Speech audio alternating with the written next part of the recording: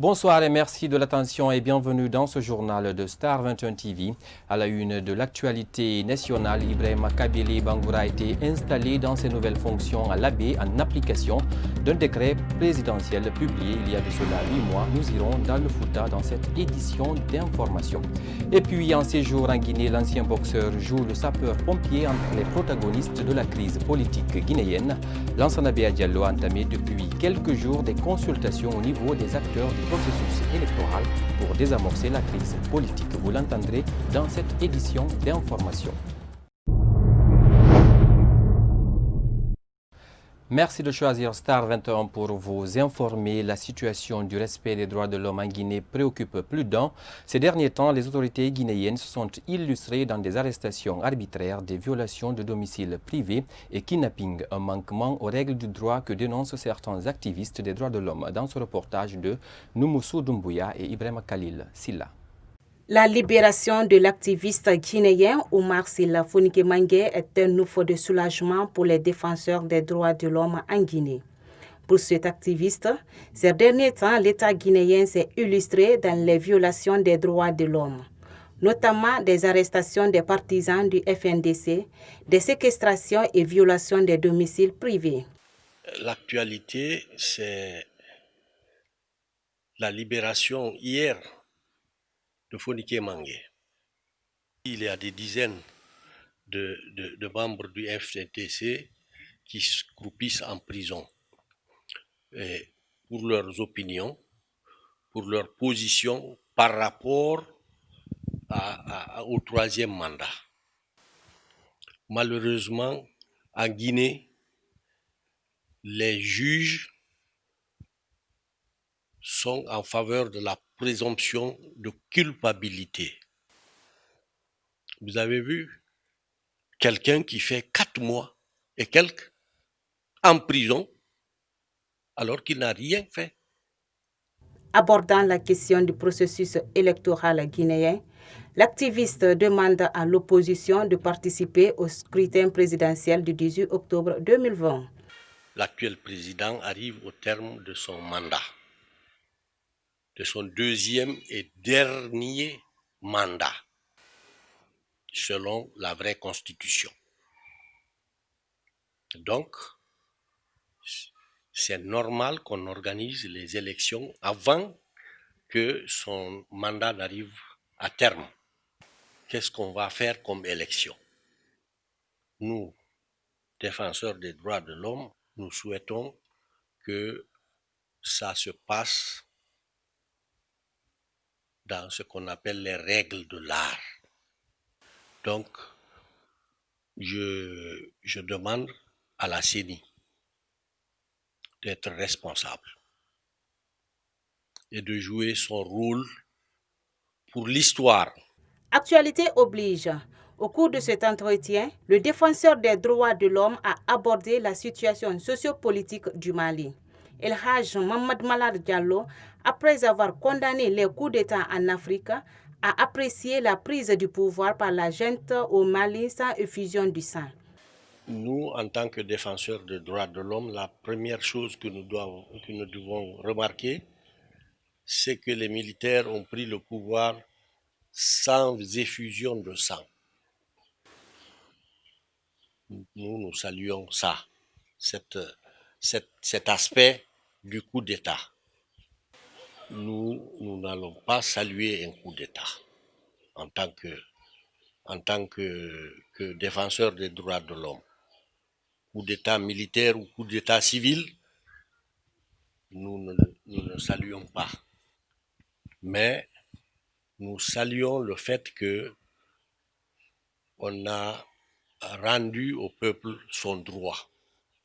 La Guinée dispose les meilleurs tests sur les droits de l'homme en Afrique, des lois fouillées au pied en première ligne par les dirigeants guinéens.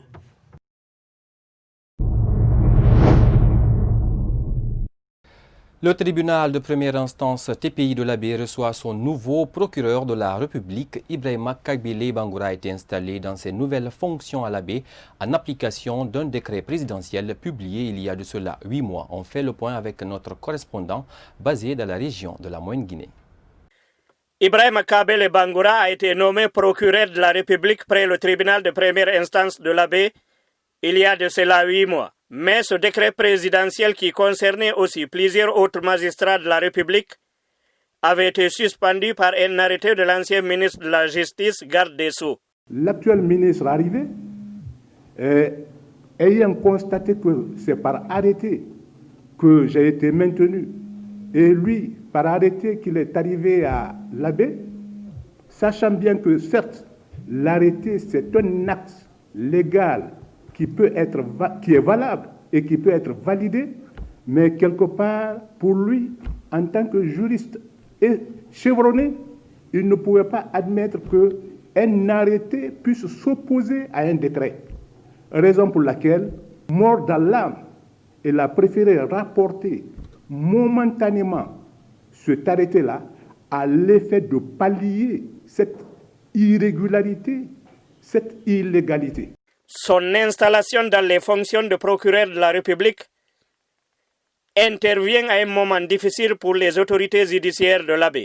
Mes remerciements également reviennent à Monsieur le procureur sortant. Imaginez-vous l'état actuel du palais de justice, ce qui fait dire que quelque part l'autorité de l'État a été anéantie en partie, pour ne pas dire totalement, à l'Abbé. Mais il s'y est mis, il a fait de notre résidence, de notre logement, les bureaux du tribunal afin de pouvoir continuer le fonctionnement de l'autorité de justice. En installant le nouveau procureur de l'Abbé dans ses nouvelles fonctions, le gouverneur de région a rassuré l'hôte de marque de l'hospitalité légendaire des populations locales. C'est une population que vous allez découvrir immédiatement, sympathique, solidaire et attentive. Vous en bénéficierez tout au long de votre service dans cette ville.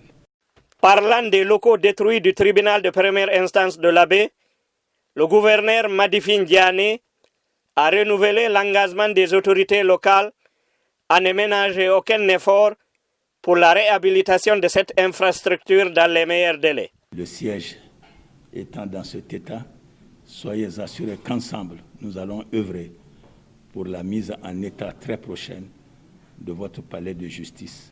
Il est à préciser que le nouveau procureur de l'Abbé rejoint son poste pendant que Fallou Doumbouya rentre immédiatement à la cour d'appel de Conakry comme avocat général, conformément au décret présidentiel publié il y a de cela 8 mois maintenant. Également dans l'actualité, en séjour en Guinée, l'ancien boxeur joue le sapeur-pompier entre les protagonistes de la crise politique guinéenne. Lansana Bea Diallo a entamé depuis quelques jours des consultations au niveau des acteurs du processus électoral pour désamorcer la crise politique. C'est un reportage de Janet Akou, Agbodré et Ibrahima Paye Kamara. L'ancien champion du monde de boxe, Lansana Bea Diallo, veut réussir là où les autres ont échoué. L'échevin Ixgelois entend offrir sa médiation aux acteurs politiques pour tenter de désamorcer la crise politique que traverse la Guinée. Pour ce ressortissant guinéen vivant en Belgique, depuis 62 ans, la Guinée traverse une crise.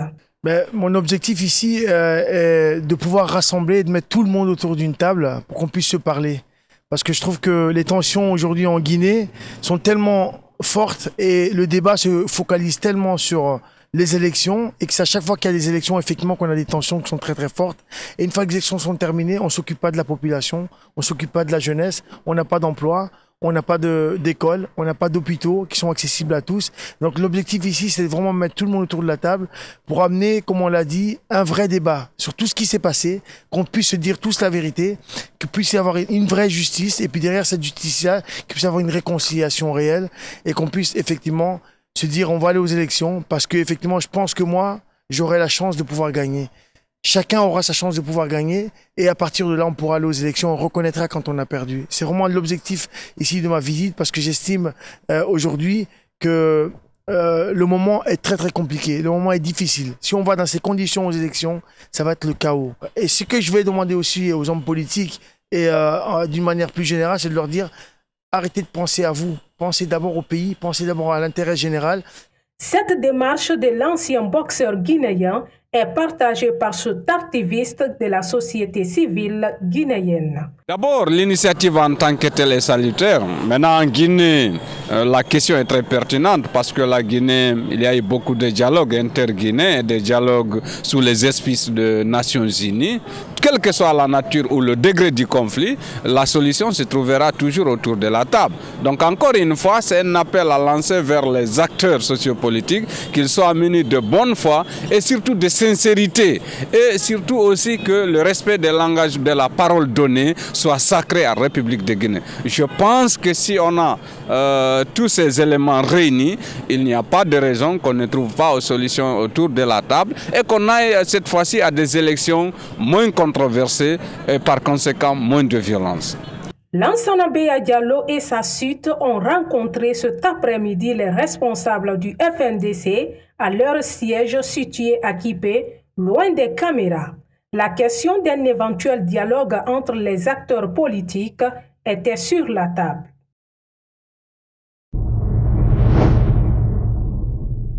Également dans l'actualité nationale, des experts de la CEDEAO séjournent à Conakry pour tenter d'évaluer le niveau du processus électoral. Sur le sujet, certains citoyens de Conakry se sont exprimés sur l'arrivée de ces experts et d'autres déplorent la politisation à outrance de la pandémie du Covid-19 en Guinée. Suivez.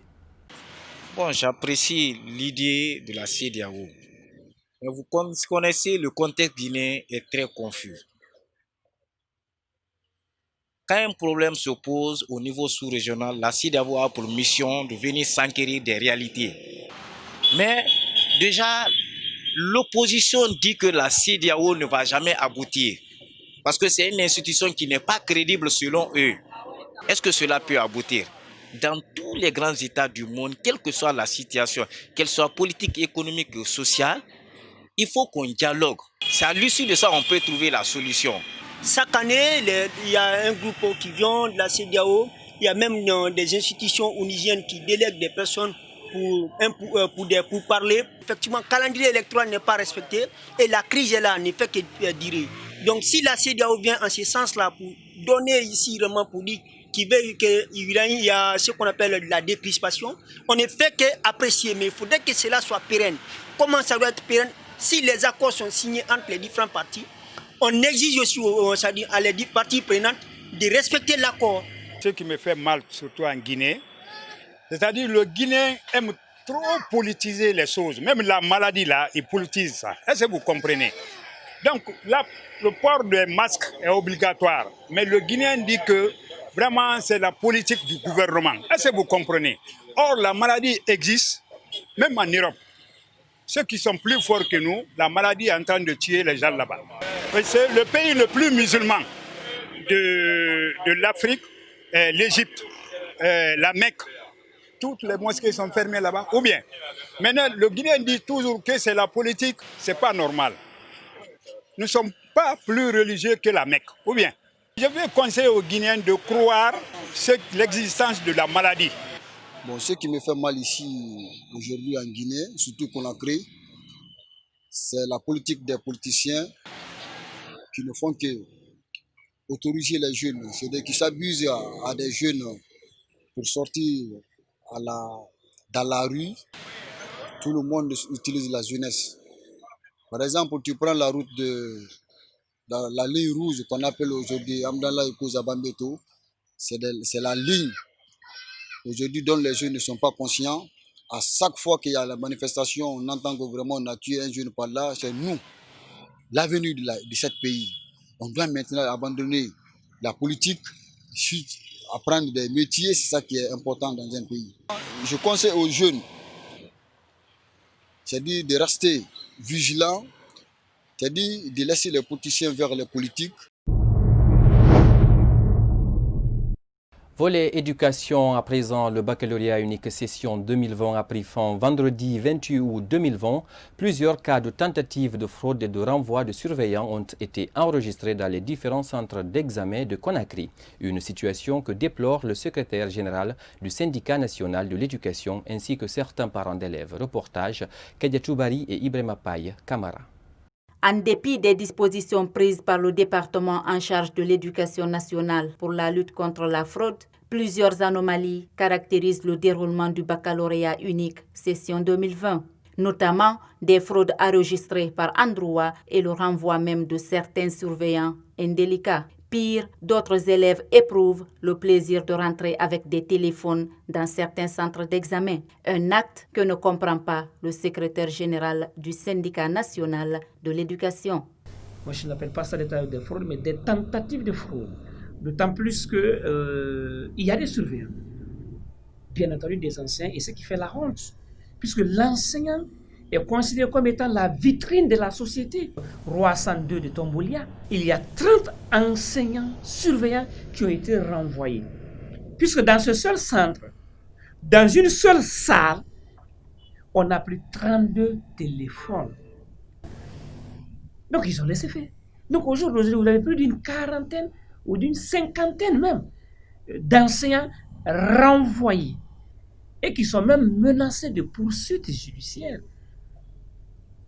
Il y en a également qui ne sont pas surveillants, mais qui ont créé des plateformes de communication sur WhatsApp, sur Instagram, sur Messenger. Les candidats en classe les envoient des sujets. On a intercepté certains de ces cas-là, où il y a des élèves qui disent « Monsieur, faites vite, il est l'heure ». Certains parents d'élèves financent plusieurs millions de francs guinéens par an pour une formation de qualité de leurs enfants. Une façon pour eux de rehausser le niveau du système éducatif guinéen qui souffre depuis plusieurs années. Donc vraiment, ils sont en train d'embrouiller le système éducatif guinéen. C'est le niveau d'études qui va baisser en Guinée. L'appel que j'ai lancé, je dis aux autorités d'éduquer d'abord les éducateurs, les réformer et les sensibiliser. Parce que la fraude n'arrange pas le pays, c'est l'avenir du pays, les enfants. Bon, s'ils sont mal formés, vraiment le pays sera toujours en retard. A-t-on coutume de dire que l'émergence d'un pays passe obligatoirement par la formation de sa jeunesse qui constitue la relève de demain? Plusieurs mois après la fermeture des lieux de culte à cause de la pandémie du coronavirus, des fidèles ont organisé un sitting vendredi devant les locaux du secrétariat général des affaires religieuses, une initiative de la jeunesse musulmane de Guinée pour la réouverture des lieux de culte. C'est un reportage de Yaye Oumoubari et de Alassane Souma.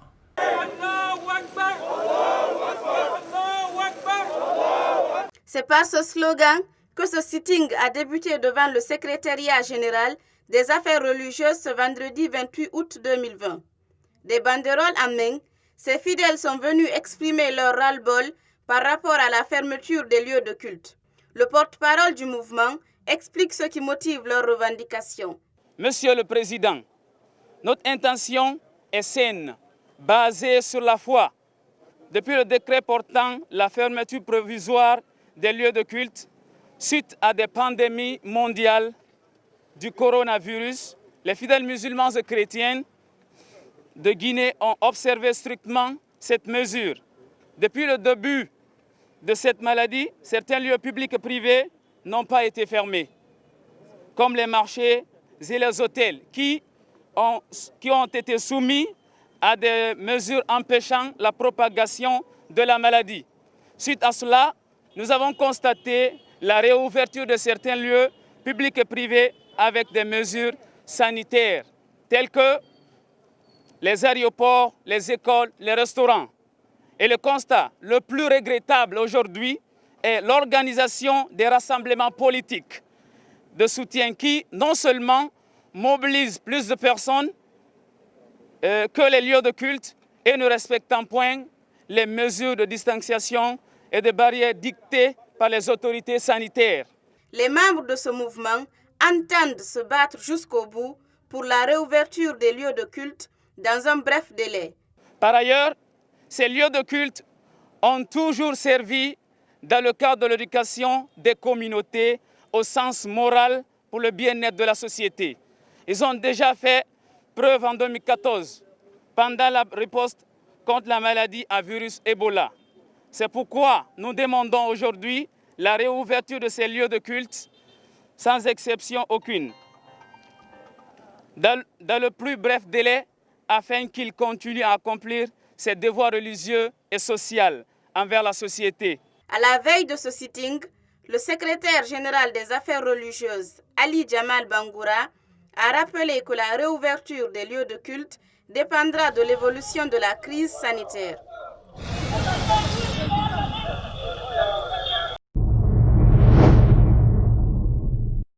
Et puis, justement, quelques heures après ce sitting, le secrétaire général des affaires religieuses a annoncé la décision sur la réouverture des lieux de culte fermés depuis plus de 3 mois. Les lieux de culte vont rouvrir le 4 septembre prochain pour les mosquées, le 6 septembre pour les églises à Conakry et certaines préfectures de l'intérieur du pays. Cette réouverture se limite uniquement aux prières de vendredi dans les mosquées et les prières du dimanche pour les églises. Certains citoyens se sont prononcés sur la question ce samedi. Suivez ce micro. C'est purement politique, ça n'a pas de sens. Pourquoi on va aller à la prière de vendredi? On reste dans les mosquées, 30 minutes, on écoute les imams. On est là-bas plus d'une centaine de personnes. Et maintenant, les petites prières là, de 3 minutes, 4 minutes, on est parti. Donc ça veut dire que c'est politique, ça veut dire que le gouvernement a eu pression sur lui. Sinon, ça n'a pas de sens du tout. Il faut laisser les gens en paix, s'il vous plaît, parce que ce n'est rien de politique ça. La religion, on doit la pratiquer. Et dans la mesure où on veut nous garder dans les mosquées, dans les lieux de prière, pendant 30 à 1 heure de temps, alors qu'il y a Covid-19. Les petites prières qui font 3 minutes à 5 minutes, on dit non, que ça c'est interdit. Moi je pense que ça n'a pas de sens. Il faut toujours laisser les gens aller prier, parce que cette maladie, il faut vivre avec ça. C'est comme le palu et d'autres maladies. Donc celui qui tombe malade, il va aller se soigner à Donka ou ailleurs. Je parle au niveau du ministère des Affaires religieuses. Si vous voyez qu'il y a trop de problèmes en Guinée, c'est que la religion ne s'implique pas dedans. Si la religion s'implique dedans, la Guinée ne pourra pas souffrir comme ça là. Mais de fait qu'ils ont condamné les musulmans depuis le mois de Carême. Après ça aussi, la Mecque n'a pas eu lieu à cause de ce Covid-19 là. Ça c'est dû à la faiblesse des musulmans au niveau des affaires religieuses. On dit à la protection contre ce Covid là. La distance de sécurité aussi doit être respectée. Et le président qui est venu, le président Alpha Condé, vraiment ce qu'il a fait, toute la population guinéenne en a marre. Avec ce changement là, nous ne voulons pas cela. Quand vous partez au niveau de Sécouturia ou au palais du peuple, chaque semaine, ils ont des réunions. Et pendant la mosquée, ils ont interdit. Et pourtant, la mosquée, quand on rentre dans la mosquée, on ne fait que 15 minutes de retard, 20 minutes de retard. Quand ça dit haut, c'est 30 minutes. Ce n'est pas suffisant, mais nous allons accepter, étant donné que nous connaissons tout ce qui se passe. L'État a pu fournir d'efforts, je pense, au fur et à mesure qu'ils vont apprécier l'évolution de la pandémie. Ils pourront aussi alléger un peu, voire même élargir les jours pour aller dans les lieux de culte. Pour un début, nous allons accepter. Et étant donné que ce n'est pas seulement à l'église ou dans les mosquées qu'on prie, on prie à la maison.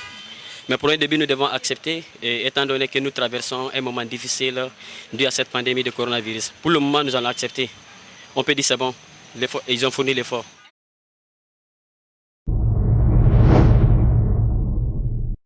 Et puis, sport pour terminer, l'ancien vice-président de la FEGIFOOT, Amadou Diaby, recuse la commission d'éthique de la Fédération guinéenne de football dans le dossier lui opposant à l'institution. Cette requête semble ne pas avoir eu une suite favorable. Pendant ce temps, l'international guinéen Ibrahima Sori Conté et son Baroé Stara frôlent sa première défaite de la saison. Ibrahima Sori Bari pour le commentaire.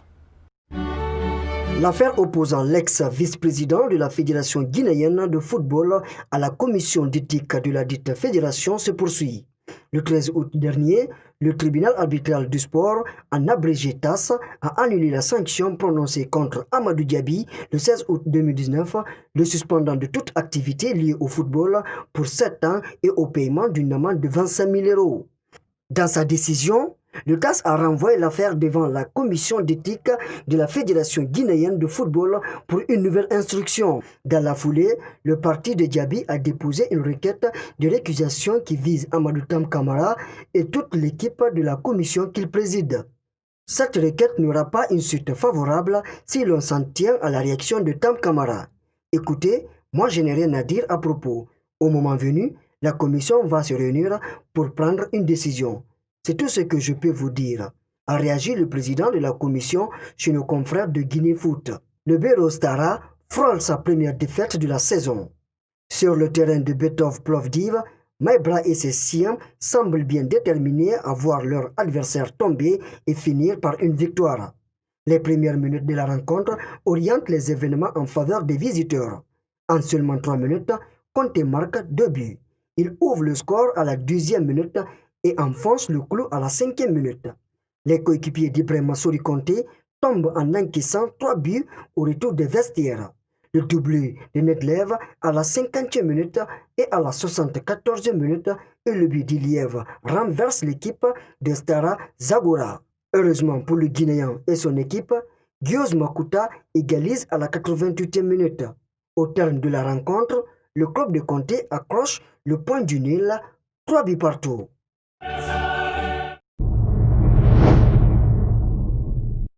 Et voilà, mesdames et messieurs, c'est cet élément de Ibrahima Soulibari qui met fin à cette édition d'information à tous. Merci de nous avoir suivis. Au revoir.